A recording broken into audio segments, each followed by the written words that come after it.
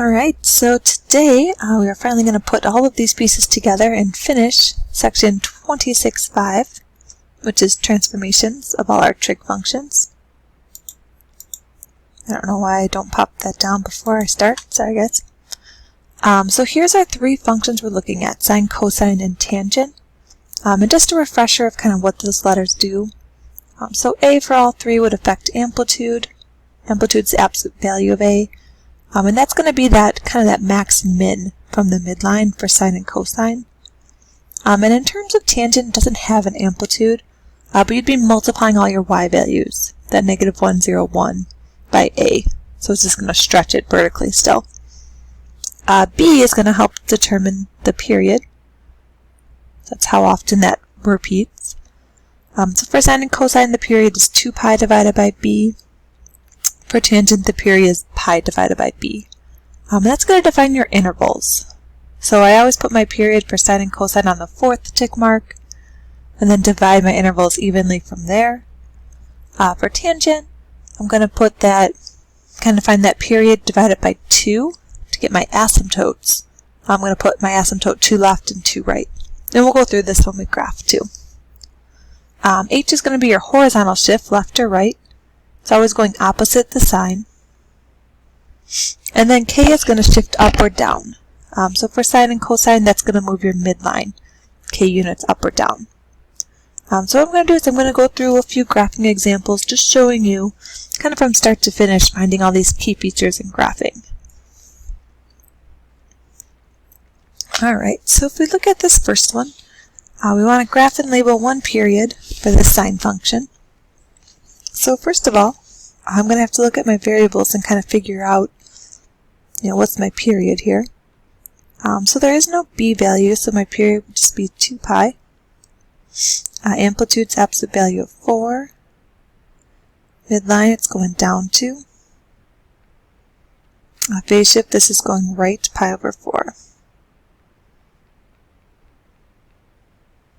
Alright, so as I go to sketch this graph, I'm not really going to use my table anymore.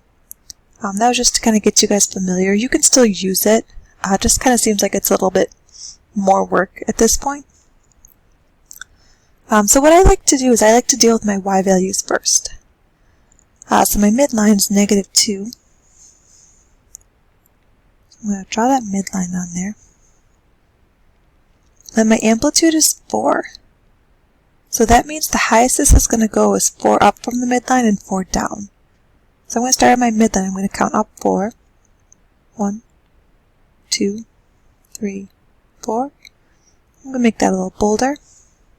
Then I'm going to start my midline. I'm going to count down 4. A little bit lower than that line.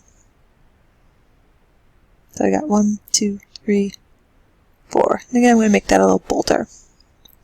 So all my points for sine are going to oscillate from midline, up, midline, down, midline, up, and kind of continue on that pattern.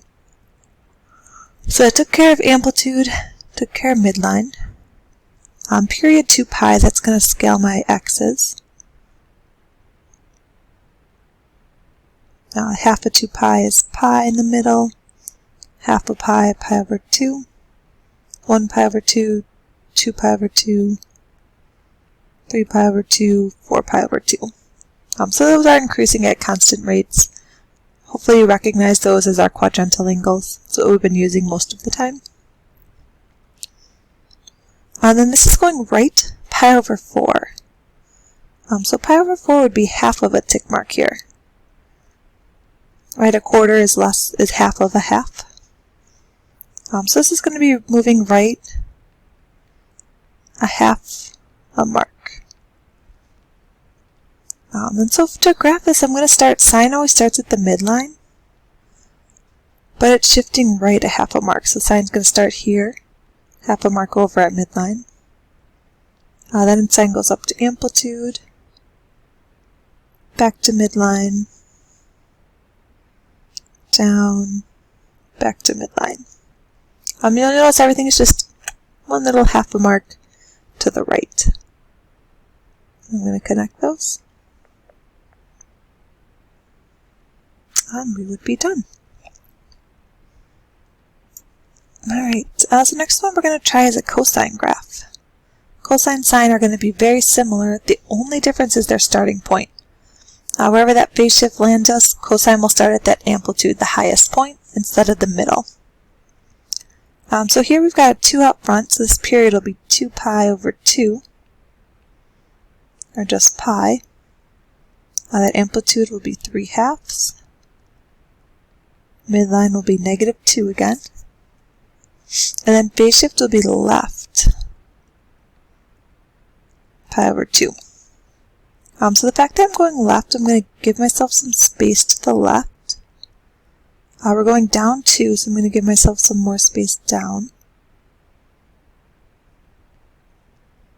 And I'm going to start by kind of doing my y's. So my midline is -2. And then my amplitude is 1.5. So I'm going to go up 1.5.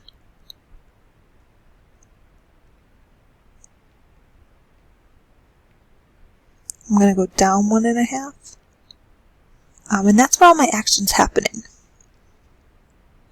Right, so I took care of my amplitude and my midline.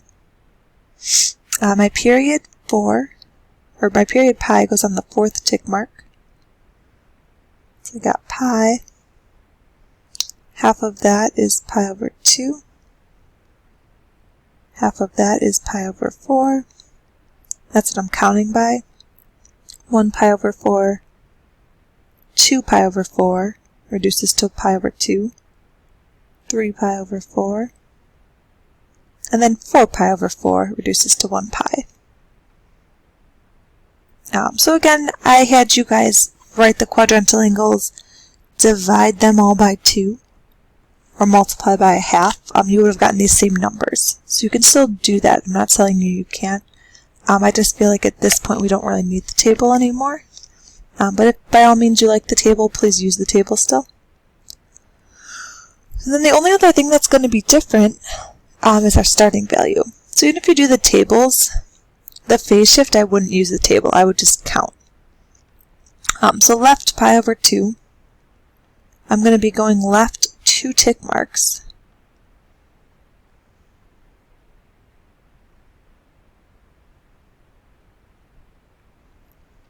So normally, cosine would start at amplitude. It'd start right here. But we're going left 2. So we got amplitude, midline, negative amplitude, midline, amplitude.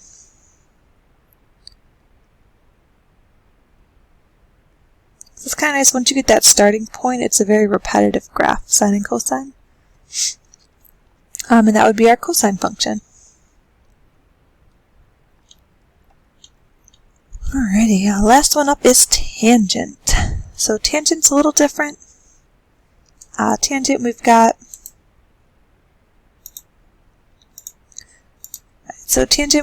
this 5 out front, making our period now pi over 5. That asymptote's going to be cutting that in half, so doubling the denominator. I have an asymptote at negative pi over 10 and pi over 10. This is going to go right pi over 2. And it's going to go up 2.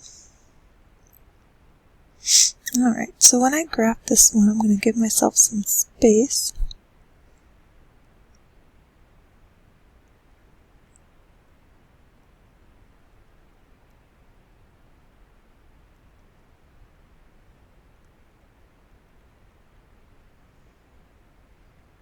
Got my 2 asymptotes. Cutting that in half, pi over 20.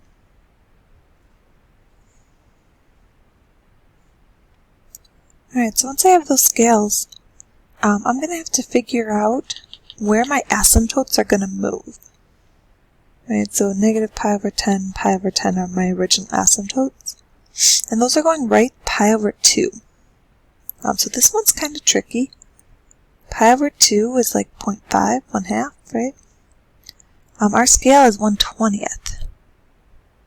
Right, so every 2 marks here would be 1/10. 0.1, So we're going to have to go pretty far right. So I'm going to give myself a little more space there.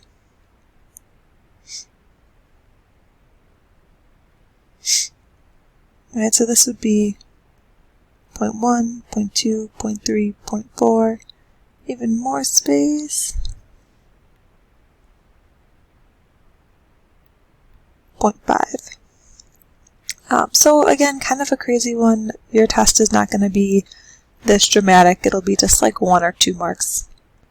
But, you know, that 0.10, that 0.05 is going to be going 10 marks to the right if you're using the 0.05 scale, or 5 kind of thicker marks, if you will, if you're using that 1/10 scale. So I'm going to move this stuff over here.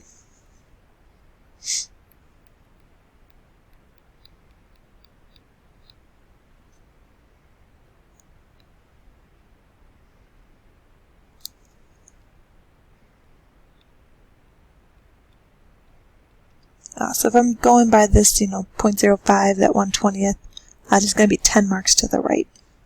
So I'll start at this one, and I'm going to go 1, 2, 3, 4, 5, 6, 7, 8, 9, 10. I'll start at the second asymptote and count over 10.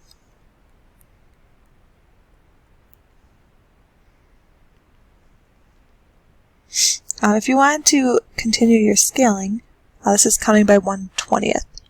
So we got 2 20ths, 3 20ths. This would be 4 20ths, which would reduce. Then we have 5 20ths, 6 20ths, 7 20ths, 8 20ths, 9 20ths, 10 20ths, 11 20ths, and then 12 20ths. So again, I was reducing as I was saying those numbers, because you would always reduce fractions to lowest terms. But that's what you're counting by if you wanted all those.